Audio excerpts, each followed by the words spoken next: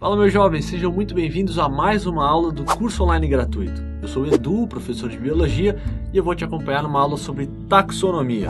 Se você ainda não é nosso aluno, ainda não conhece o canal, se inscreva aqui do lado para acompanhar todas as nossas aulas. É só clicar nesse botão aqui. Mas se você já é nosso aluno, eu vou te explicar hoje o que é a taxonomia, que é a ciência que classifica os seres vivos. Quando a gente pensa em taxonomia, normalmente vem na cabeça aqueles nomes científicos das espécies, mas a classificação dos seres vivos não é apenas isso, e não começou nesse ponto. O ser humano ele já classifica os seres vivos há muito tempo. Quando os primeiros seres humanos surgiram no planeta, eles já classificavam os seres vivos. Então quando eles olhavam ali para uma planta e sabiam que aquela planta eles poderiam comer, que iria matar a fome deles, e uma outra planta não poderia ser comida porque iria matar eles, isso era classificação. Tudo bem, era uma classificação muito primitiva, mas já era uma forma de separar. Isso daqui é comida e isso é veneno. Hoje, a nossa classificação vai muito além de dar nomes e de separar os seres vivos em grupos pelas suas características. O que a gente faz hoje é traçar uma história da vida no planeta através dessa classificação, porque a gente faz isso através de parentesco. Como a gente já viu na aula sobre a origem da vida e também na aula sobre evolução, todos os seres vivos que existem no planeta têm algum grau de parentesco em comum. Eu certamente tenho algum grau de parentesco com você que está assistindo aí do outro lado. Se a gente for voltando na história, a gente vai ver que tem algum parente em comum. Seja algumas décadas, alguns séculos, milênios atrás, mas a gente vai encontrar algum parente. A mesma coisa acontece com todos os seres vivos do planeta. Então nós dois que somos parentes distantes, a gente tem também um grau de parentesco com uma ostra ou com uma cabra. Mas, de novo, esse grau de parentesco é ainda mais distante. E o que evidencia isso é a classificação. Antes de falar de classificação, eu quero dar um exemplo aqui, quero mostrar uma coisa para você. Isso que você está vendo é uma livraria na Holanda, que foi eleita recentemente a livraria mais bonita do mundo. Ela foi montada no interior de uma igreja do século XII que estava abandonada há quase 3 séculos. Bom, por que eu estou falando de livraria? Não é exatamente sobre livraria que a gente vai falar aqui, claro. Mas uma livraria, um supermercado, qualquer comércio precisa de um critério para classificar os seus produtos, para organizar esses produtos na loja. E tomando como base o exemplo dessa belíssima livraria. Ali a gente encontra livros, encontra revistas, encontra filmes que podem estar em DVD, podem estar em Blu-ray, encontra músicas que podem estar em CDs ou em vinil, não vamos esquecer do vinil. E tem também um restaurante, um café lá dentro, onde a gente vai encontrar alimentos e bebidas. Se essa livraria não tiver um bom critério para classificar todos esses produtos, vai virar uma bagunça. E eu vou procurar um livro e vou acabar encontrando uma coxinha ali no meio. Para evitar esse tipo de coisa, eles dividem essa loja em diversas seções, sendo que algumas são principais. Aí a gente tem uma seção para literatura, outra para filmes, outra para música e um outro cantinho ali separado só para alimentação. De novo, a gente precisa de mais critérios para organizar as coisas, porque não é legal você procurar um livro e encontrar uma revista. Por isso, de novo, cada uma dessas 4 seções está dividida em outras. Uma para livros, outra para revistas. Na música tem uma parte para CDs, tem outra parte para vinis. Para os filmes, uma seção para Blu-ray, outra seção para DVDs e o cardápio também, obviamente, vai estar dividido. Uma parte fica os alimentos e em outra parte ficam as bebidas. Será que essa classificação já é suficiente? Ainda não, né? Porque se você estiver procurando um CD de jazz, vai ser desagradável se você encontrar ele misturado ali no meio de CDs do grupo Molejo. Por isso, cada um desses produtos vai ter que estar separado em mais categorias, em gêneros musicais, gêneros literários. Depois de separados em gêneros, novamente eles podem ser organizados, por exemplo, em ordem alfabética, para que você consiga encontrar exatamente o que você está procurando. Bom, falei bastante sobre a organização de uma livraria, mas isso não cai no seu vestibular. O que vai cair é a classificação dos seres vivos, só que ela é feita com base nesses mesmos princípios. Quem criou isso foi um botânico sueco chamado Carl von Linné, ou Carlos Linneu, que você pode chamar só de Linneu se você preferir. Por que ele fez isso? Na época em que ele viveu, estava tendo uma verdadeira explosão das ciências naturais na Europa. Com as explorações feitas pelos europeus no mundo inteiro,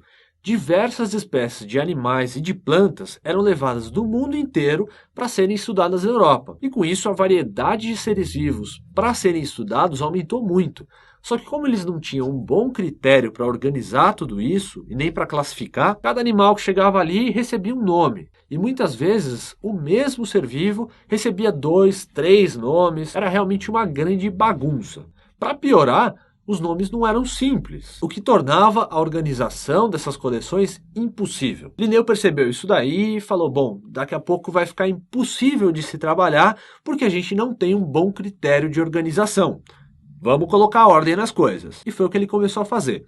Ele desenvolveu um sistema que a gente usa até hoje, com algumas modificações nos critérios, mas a forma de organizar é a mesma. Na época, o critério para a classificação desses seres vivos eram muito amplos e bastante genéricos. Então poderiam incluir na mesma classificação um morcego, uma águia e uma borboleta, porque todos voam. A primeira coisa que o Linneu fez foi criar critérios de classificação mais precisos do que o que se tinha na época. É óbvio que ele ainda não dispunha de todos os mecanismos que a gente tem hoje para fazer isso. Tanto mecanismos para estudar a anatomia dos seres vivos, quanto as análises genéticas que se fazem hoje, que permitem identificar de uma forma muito mais precisa qual o grau de parentesco entre dois seres vivos. O que ele podia fazer era um estudo detalhado da morfologia, da forma do corpo desses animais e dessas plantas. Com isso, ele conseguiu classificar por volta de 7.700 plantas e 4.400 animais, tudo com base em uma série de regras que ele criou. A gente usa até hoje e vamos dar uma olhada em quais são essas regras. A língua adotada era o latim. Por que o latim? Porque era uma língua que era usada por todas as pessoas que tinham acesso à educação na época, mas é uma língua morta. Nenhum país adota essa língua como língua oficial. Então, isso garantia que a língua não teria nenhuma reforma, nenhuma modificação e poderia ser um padrão mundial. Existia também uma escala que dividia os seres vivos em 7 níveis: o reino, filo, classe, ordem, família, gênero e espécie. Reino é o grupo mais abrangente.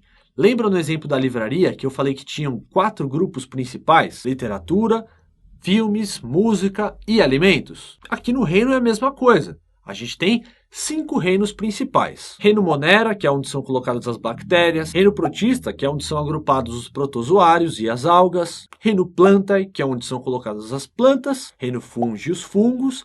E Reino Metazoa ou Reino Animal, que é onde são colocados todos os animais. Bom, isso ainda não é uma classificação muito boa, porque entre todos os animais está a ostra que eu falei e eu ou você. Então a gente precisa de outros níveis de classificação. E esses níveis são filo, classe, ordem, família, gênero e espécie. Meu Deus! Como eu vou fazer para decorar tudo isso? Calma, tem uma dica famosa para isso, que é o reficlofage. É só uma palavra aí com as iniciais de cada um desses nomes. É importante saber essa ordem? Sim, é importante saber essa ordem, e essa palavrinha aqui, o reficlofage, pode te ajudar com isso. E mais do que saber tudo, reino, é importante você saber quais são. Então esses 5 que eu falei: Monera, Protista, Plantae, Fungi e o último, que pode ser chamado de Metazoa, de Animalia ou simplesmente de reino animal. Bom, ficou claro que são 5 reinos lá em cima. E lá embaixo, nas espécies, são apenas 5 também? Óbvio que não. Hoje a gente tem catalogado por volta de 2 milhões de espécies. E esse número aumenta todo ano, porque os pesquisadores descobrem novas espécies. Então a quantidade de grupos, ela aumenta conforme a gente desce nessa escala. Vamos entender por quê? São 5 reinos. Cada um deles vai se dividir em outros vários filos. Cada um desses filos vai se dividir em várias classes. Cada uma dessas classes se divide em várias ordens. Cada uma dessas ordens se divide em várias famílias. As famílias se dividem em gêneros. E cada um desses gêneros se divide até que a gente chega na espécie. E a gente pode concluir uma outra coisa aqui. Os indivíduos da mesma espécie são todos muito parecidos. Os do mesmo gênero são parecidos também, têm muitas semelhanças, mas já tem algumas diferenças, principalmente porque eles não conseguem mais se reproduzir e gerar descendentes férteis. Isso só acontece entre os indivíduos da mesma espécie. Conforme a gente vai subindo nessa escala, os organismos vão se tornando tão distintos que começa a ficar difícil de estabelecer algum grau de parentesco entre eles. Hoje, felizmente, a gente conta com as análises de DNA que facilitam muito esse trabalho. Como é que a gente vai escrever, então, o nome dessa espécie? Entre todas as regras criadas pelo Linneu, uma delas foi o sistema binomial, ou seja, cada ser vivo recebe dois nomes ali, que na verdade são os dois últimos nomes, o gênero e a espécie. Então, quando você vai falar do nome científico de algum ser vivo, você sempre usa dois nomes. Por exemplo, qual é o nome científico do ser humano? Homo sapiens. Homo é o gênero e a espécie é sapiens. Eu poderia simplesmente falar que o nome científico do ser humano é sapiens? Não, porque esse é apenas o epíteto específico. Falta aí colocar o gênero. E a forma como isso é escrito também é bastante importante. Vamos trocar o Homo sapiens para dar outro exemplo. Saccharomyces cerevisiae é o nome de uma levedura. Você pode achar esse nome bastante estranho, mas fique sabendo que Saccharomyces cerevisiae está muito presente na sua vida. Essa é a levedura que é usada como fermento de pão. Então, para fazer o seu pãozinho, eles usam essa levedura. Saccharomyces é o nome do gênero. Cerevisiae é o nome da espécie. E como é que ela está escrita? O gênero sempre começa com letra maiúscula. Se não for escrito assim, está errado, cuidado. E a espécie, sempre com letra minúscula. Além disso, tem uma outra regra. Esse nome tem que estar em destaque no texto e você pode destacar isso de algumas formas. Uma delas é escrever em itálico, como está aqui. Você pode também sublinhar. Na sua prova você não vai ter como escrever em itálico. Então você escreve o nome ali, gênero em letra maiúscula, espécie em letra minúscula e depois sublinha. Isso é uma coisa bastante simples, mas que é importante e você não pode esquecer. Eu espero que tenha ficado tudo bem claro sobre taxonomia. Foi uma aula simples para a gente entender quais são os critérios que são usados nessa classificação. Em outra aula a gente vai começar a ver os grupos de seres vivos que estão dentro dessas classificações. Muito obrigado por você ter assistido até aqui. Se você gostou, você pode deixar um joinha aqui embaixo, pode curtir a nossa página no Facebook e se inscrever no canal se você ainda não fez isso. Muito obrigado, um abraço e até a próxima.